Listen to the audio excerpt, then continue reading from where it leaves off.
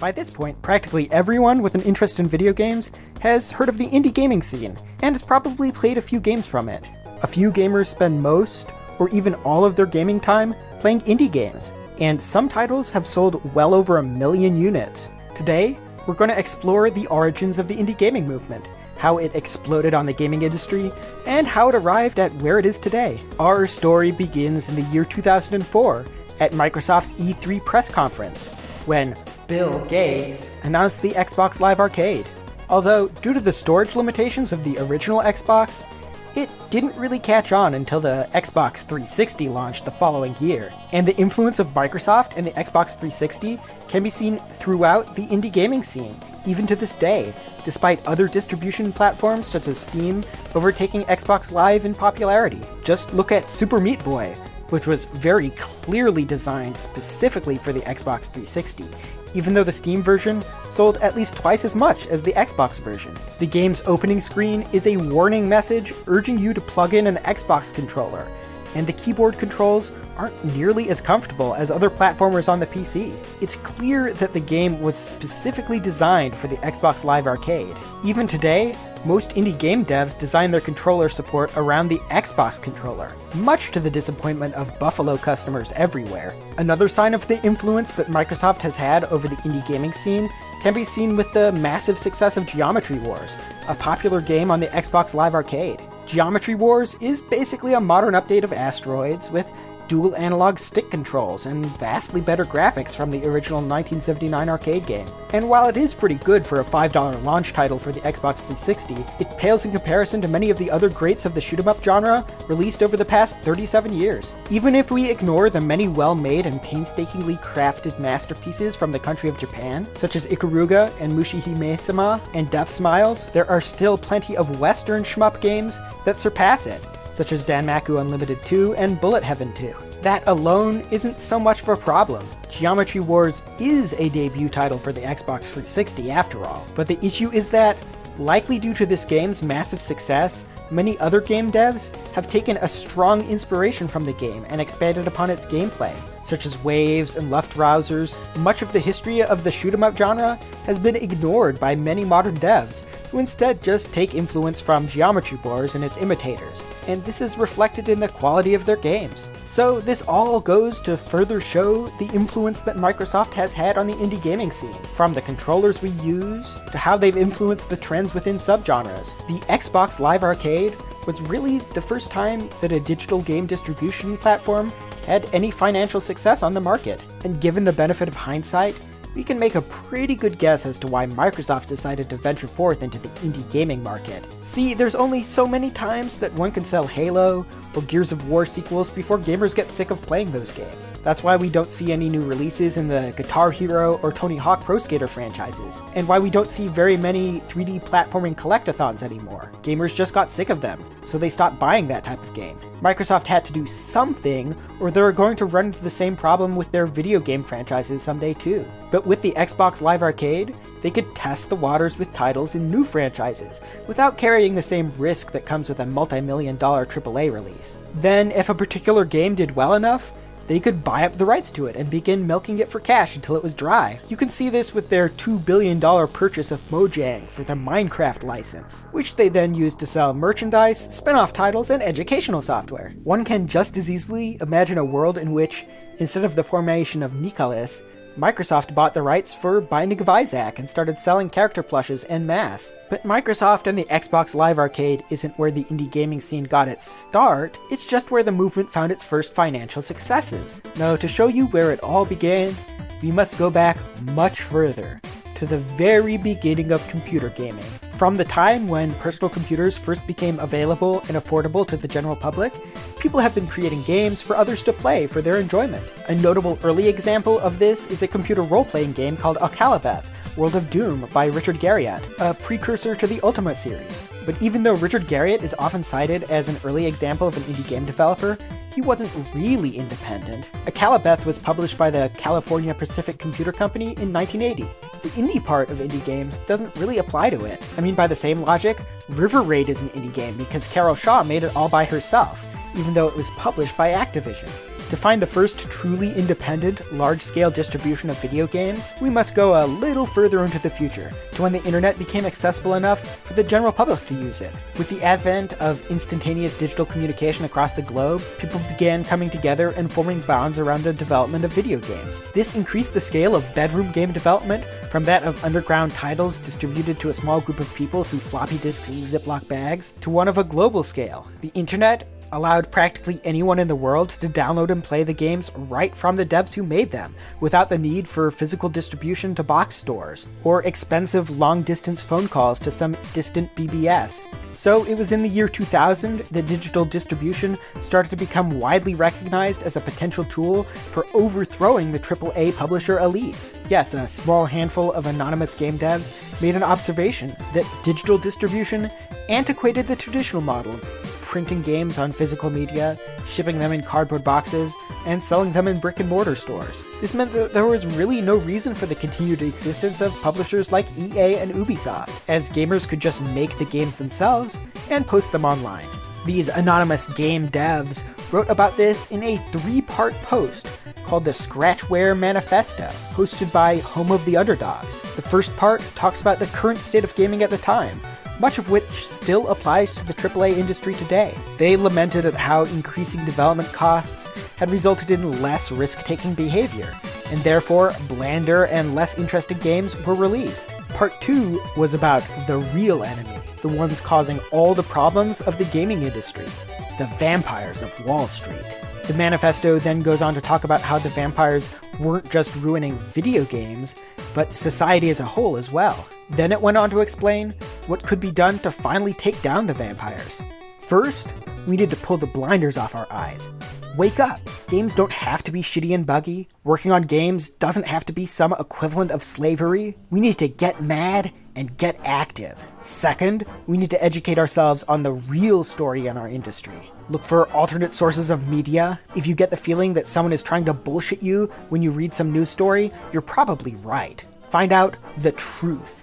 Third, we need to organize. This is what makes them tremble, that the cattle and the sheep are getting together. We need to take direct actions to change things. We need to organize ourselves into a new industry, find new channels, and use our economic power as buyers and our labor strength as workers. We need to get out from under the thumb of the corporations, either by tearing them down or making them obsolete. And the final part of the Scratchware Manifesto explains just what Scratchware, the original term for indie games named after a slang term for pocket change, is.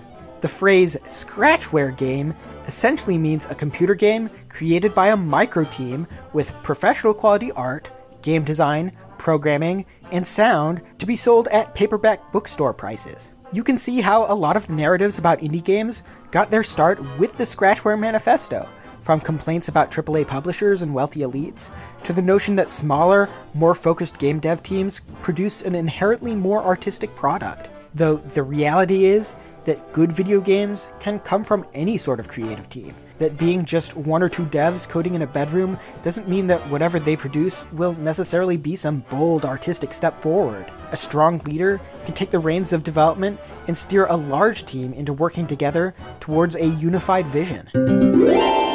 While all of the problems that the manifesto outlined were very serious issues within the gaming industry, the manifesto itself had some serious flaws, both if taken as an ideology and if taken as the foundation of a movement. As an ideology, it contained no protection against ego. A charismatic sociopath, a diva as it were, could come along and make it all about them, and the manifesto contained no safeguards within it to protect such opportunists from exploiting it. As a movement, it was subject to O'Sullivan's Law, the concept that any movement that is not explicitly right-wing will drift leftward over time, and to be honest, it was already most of the way there. The piece reads very lefty, from how it paints Danny Bunton as a poor, oppressed victim for being a transsexual, who later regretted getting the surgery, but never mind that, to just the name of the post itself. Look, the Scratchware Manifesto is well worth reading and does contain a lot of great points that still apply to today, but it's not without flaw. The Binding of Isaac, for example, is very much a takedown of traditional Christian values,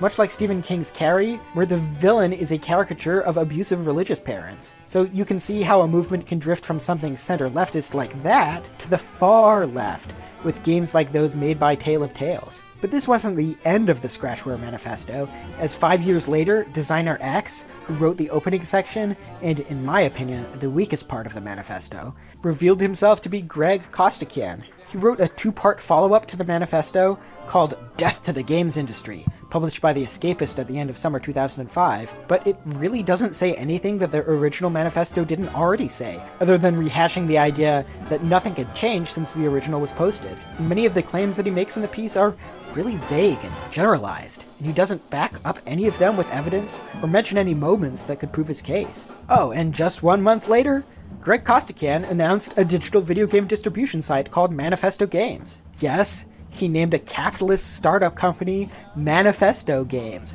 without a hint of irony. But the business didn't work out for him, and Manifesto Games closed its doors on June 23rd of 2009.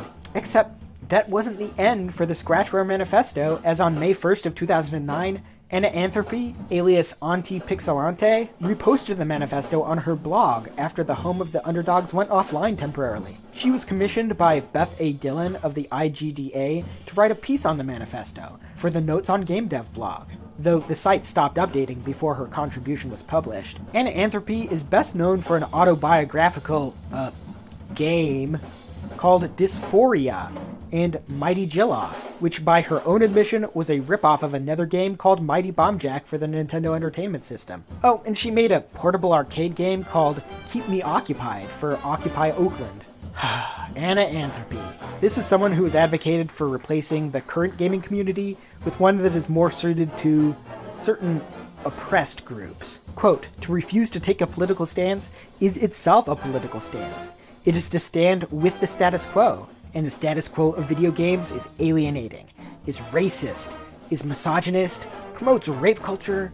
It is important to me that my games exist in visible opposition to that. And a conversation about games, a criticism of games that is purely mechanical, that erases context, erases my identity, end quote. Just one problem with that. Video games are kinda supposed to be alienating. Most games by design have a skill requirement needed to play them, without which they're not really games but just digital toys. Yes, throughout this, you'll start to notice a common theme of some indie developers basically pandering to casuals because they want to replace the current gaming community, which is based on merit, on how good you are at video games, with one where everyone gets their participation ribbon of inclusivity. But to return to Anna Anthropy, we mentioned before that her first game, Mighty Jilloff, was basically a giant ripoff of Mighty Bomb Jack for the Nintendo Entertainment System.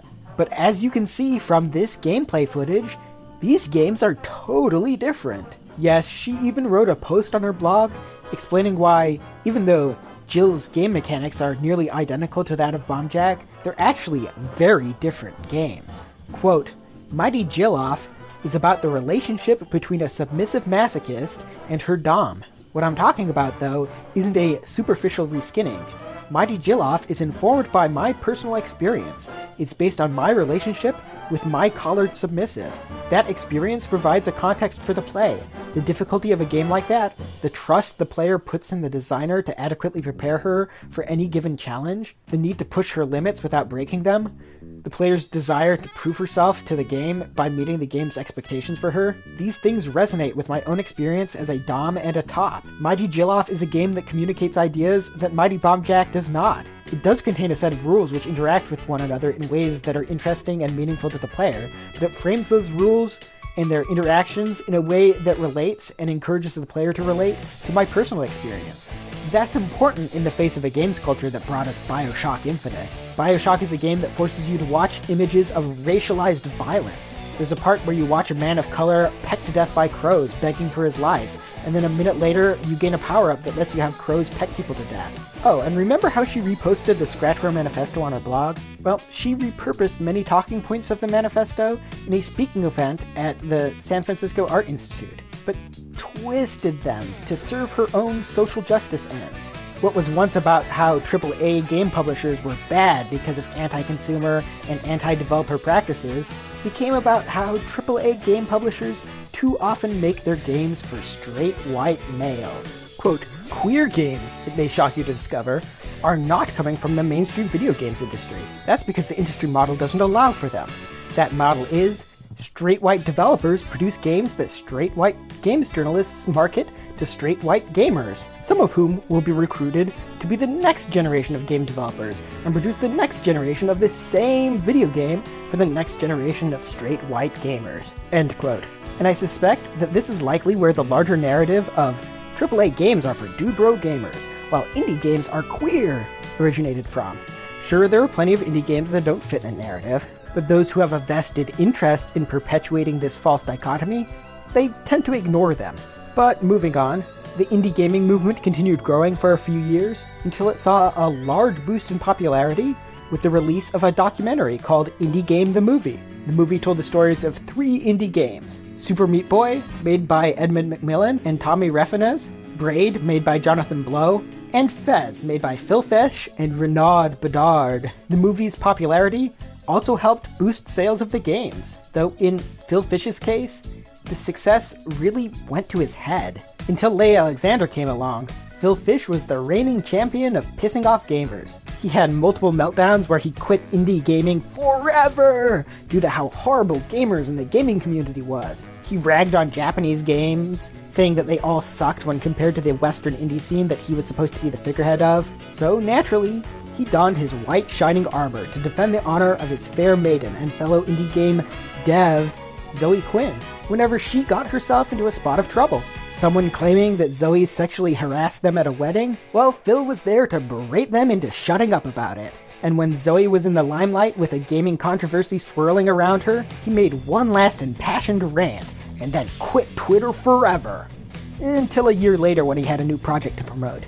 Oh, and speaking of Zoe Quinn, remember when we mentioned how part of the Scratchware Manifesto suggested guerrilla marketing tactics? Yeah, that kind of backfired in a really nasty way. See, if consumers don't find the product that you're pushing to be very good, then they tend not to appreciate it when they find out that the person pushing it has ties of a very personal nature to the person who made the product. Well, let me explain a little further. Chelsea Van Valkenburg, alias Zoe Quinn, is the creator of a Twine game called Depression Quest, and a Flash animation adaptation of Waiting for Godot. And the only reason why anyone knows who she is because she had sexual intercourse with Nathan Grayson, someone who later on just happened to pay her $800. See, Nathan Grayson is one of those gaming bloggers, those influencers as they're called in the industry, and he wrote a piece for Kotaku called The Indie Game Reality TV Show That Went to Hell, which prominently featured Chelsea as a source. He also wrote a post for Rock Paper Shotgun about recent Steam Greenlight releases that prominently featured Depression Quest. Part of Zoe Quinn's guerrilla marketing for her game involved quite a bit of cozying up to Mr. Grayson. He's listed as helping to create her game, right in the credits, and immediately after he wrote an article citing her and shilling her donation-driven game jam, which to my knowledge still hasn't happened yet, their relationship turned sexual. So when it was revealed that Chelsea Van Valkenburg was engaging in guerrilla marketing tactics like this, it broke out into one of the biggest flame wars that the internet has ever seen. Anons continued digging and found out that another Kotaku writer, Patricia Hernandez, had covered Anna Antropy's games, despite both of them being roommates for a time. And Polygon writer Danielle Rindeau wrote a 10 out of 10 review and a glowing opinion piece on Gone Home, even though the game was made by her fellow co-hosts of the Idle Thumbs podcast. Now, it's been stated a number of times that the blogs that had a hand in these scandals, which came to be known as Gamergate, blogs like Kotaku, Polygon, Rock Paper Shotgun, and later Gama Sutra, it's been stated that they could have easily ended everything if only they had simply apologized and installed an ethics policy to prevent this sort of thing from happening again. But really, that's ignoring the core problem with guerrilla marketing. Let's take Gone Home as an example. It's a game which many gamers disliked, but it still attracted a sizable group of fans who were able to look past its many flaws. So obviously, those who considered Gone Home to be good and well worth their $20 aren't really going to care that the reviewer who sold them on the game is personal friends with the game's creators, while those who found it to be a waste of money, well, they're going to be pretty upset once this discovery is made public. This is a big part of why the gaming community split down the middle into people interested in talking about the Gamergate scandal and those seeking to shut down such discussion. But we're getting a little bit ahead of ourselves here. What actually is Gamergate anyway? Well, the whole thing started with a long blog post written by Chelsea Van Valkenburg's ex-boyfriend, Aaron Joni, a man whose childhood friend has direct financial connections with George Soros. The post mostly addressed Chelsea's personal behavior during their time together as a couple, which included sleeping around without telling him. And it just so happens that one of the names Aaron mentioned in his post was Kotaku writer Nathan Grayson. Now, the Zoe post was only the beginning of the conspiracy scandal, as a man named Matthew Rapard made a post to the Tumblr in Action subreddit, detailing allegations of industry blacklisting due to a whisper campaign started by Chelsea. See, Matthew was involved in an organization called the Fine Young Capitalists, which was holding a crowdfunding campaign to run a contest to get new women into game design by helping an up-and-coming designer make her game. He wanted to get away from the victim narratives of women being harassed in the gaming industry, and instead prove that if given the time and money, women could make a good video game. And when 4chan's V-Board heard about this story, they helped to push the campaign up to over $70,000, 10% more than the original goal. Though it's kinda strange how no one at the time gave any skepticism towards his claims. I mean, sure, it's been well established that Chelsea Van Valkenburg is a horrible person. Hell, she even claims that she was a member of the Helldump forums on Something Awful, so I'm certainly not defending her here. But I have to wonder why being featured on a Kotaku article mattered all that much. Couldn't he have just gotten a boost from a popular YouTube personality? I mean, he had a direct line of communication with Jesse Cox, so why didn't he just ask to come on the co-optional podcast with Jesse and Total Biscuit? Even back then, those gaming YouTubers had a larger audience than most gaming blogs did. But I suppose being blacklisted by the official gaming press does make for a good hero-victim narrative. And you too can be a hero for just $70,000. But they weren't the only ones to latch onto the Gamergate controversy. Brianna Wu went on MSNBC to claim that she had to flee her home because someone on Twitter was threatening her, and a hashtag was somehow responsible. Though later it was found out that Brianna Wu had never actually left her home, and that her live interviews actually took place in her own home. Now, for those who haven't yet heard of Brianna Wu, she's the founder of Giant Space Cat Studios, and I'll let her explain just what her goals for the company are. So we're working on the venture capital scene. We're going to make a really big play for VR. And with Giant Space Cats, we've been on the ground floor developing narrative-based games, particularly for women or other underrepresented consumers. I think this is not a liberal fantasy. This is a greedy money-making fantasy here. Money-making fantasy? Anyway, you're probably wondering how Brianna Wu hopes to make her money-making fantasy a reality. Well, one possibility is her company getting bought out by a corporation for a large sack of cash. And it is possible, I guess. I mean, Microsoft did pay Marcus Persson $2 billion for Mojang so that they could get that Minecraft license. Who knows how much they'll pay her for Giant Space Cat Studios to get their hands on that sweet-ass Revolution 60 license. When asked about the possibility of a Windows mobile port of Revolution 60, Wu said, "I have contacts at Microsoft, and we're thinking about it. And we're currently working with Microsoft, looking at other venues. Stay tuned." And later on, she also said, "Have to be honest, Microsoft HQ is pretty posh." Later on, one of her fellow social justice warriors asked her to weigh in on allegations of misogyny from Microsoft, to which she responded, "I think my company is in the middle of a partnership with Microsoft, so I feel like I can't really voice." Gee, I wonder what Microsoft did to convince Brianna Wu not to criticize them. Makes you think. But Brianna Wu wasn't the only one with Microsoft connections during the Gamergate controversy. Yes, there was an anonymous Xbox developer who gave an interview with Niche Gamer, stating that many in the company absolutely supported the fight against corruption in games journalism. He even praised their donating to the Fine Young Capitalists crowdfunding campaign. Though he also defended the decisions Microsoft made in the creation of the Xbox One console, stating, "I believe that inclusion within games, and in my case, gaming consoles, is a normal step in the evolution of gaming.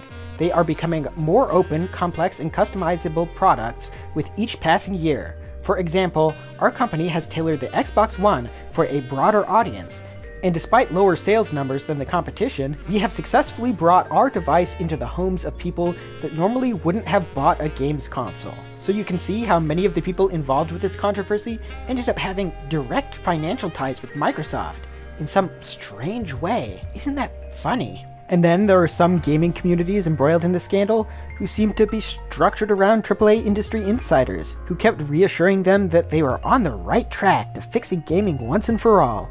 Okay, but we're off on a tangent, so let's recap a bit. The indie gaming movement started as a call to overthrow the AAA publisher elites, who were putting out games of poor quality with all sorts of anti-consumer and anti-developer practices. This push for overthrowing the AAA game publishers was infiltrated and then twisted to be about killing them, not because their practices were anti-consumer, but because their games were made for straight white males. So the indie movement was infiltrated by social justice warriors, many of whom had connections in places that have a vested interest in not being overthrown by revolutionaries. Much of the movement then found itself at the center of a widespread internet controversy, a part of which also had connections with companies which have a vested interest in continuing the financial status quo. And it could be clearly shown that those whose goal it was to stop the indie gaming movement from overthrowing the corrupt AAA game publishers succeeded with flying colors.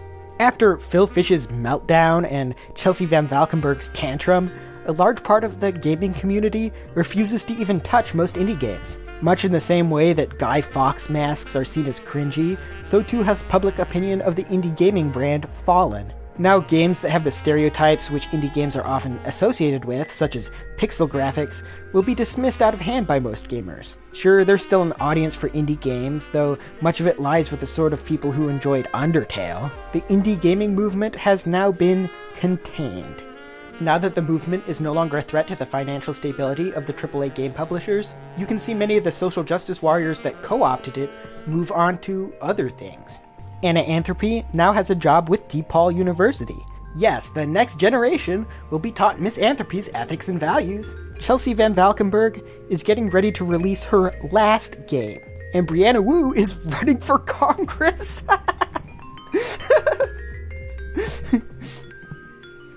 But honestly, why would they stay? What point is there in overthrowing the AAA game publishers, when said publishers already solved the problem that social justice warriors had with them? Yes, you see, for the past few years, AAA video games have made a stronger push for diversity, the most successful example of which is a game called Overwatch. Patricia Hernandez of Kotaku, yes, the same Patricia Hernandez who helped to boost the careers of her indie game dev friends, writes, "New Overwatch character shows Blizzard really is listening." Though this did cause some of the gaming community to lose interest in the game at first, many wondered if this was just going to be another social justice sermon, much like Gone Home was.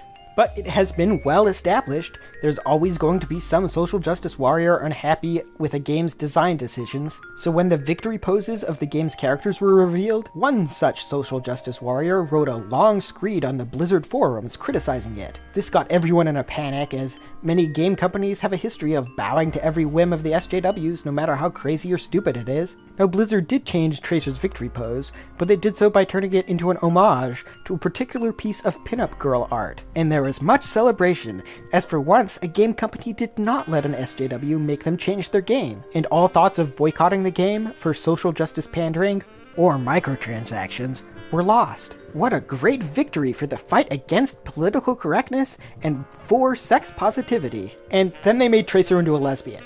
Hey, wait a minute. Did Blizzard manage to simultaneously pander to those concerned with social justice representation and those fighting against political correctness? As you can readily see, the AAA publishers are no longer in any danger of being overthrown by revolutionaries. Since the concerns of the revolutionaries changed after they were infiltrated, the publishers can continue all of the bad practices that the Scratchware Manifesto pointed out, while still making this new generation of revolutionaries happy. They're free to continue ripping off gamers with buggy releases and overpriced DLC and mediocre games without anyone putting up a strong resistance to them. Unless, well, to quote Theodore Giesel, unless someone like you cares a whole awful lot, nothing is going to get better. It's not.